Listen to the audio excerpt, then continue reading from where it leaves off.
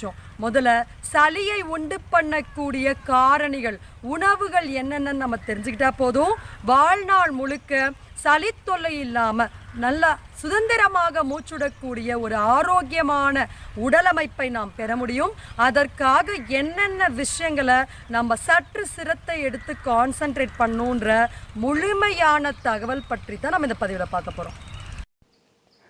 நம்முடைய உடம்பில் ஏற்படக்கூடிய எல்லா விதமான பிரச்சனைகளுக்கும் முக்கியமான காரணம் நம்முடைய நுரையீரலில் தேங்கி கிடக்கக்கூடிய சளி கழிவுகள் தான். சளி ஆட்டோமேட்டிக்காக வெளியே வந்தால் கூட நம்ம அதை சப்ரஸ் பண்ணி உள்ளுக்குள்ளே தள்ளிடுறோம். ஸோ இந்த மாதிரி பண்ணுறதுனால அந்த சளி ஒன்று நீராக மாறி நம்ம உடம்புல வீக்கத்தை கொடுக்கும். அப்படி இல்லைன்னா நம்மளுடைய போன்ஸில் போயிட்டு டெபாசிட் ஆக ஆரம்பிச்சுட்டு அங்கே இருக்கக்கூடிய எல்லா ஜவ்வுகளையும் எலும்புகளையும் தேய்மானம் அடைய செய்யும். அப்போ அந்த சளியை வெளியே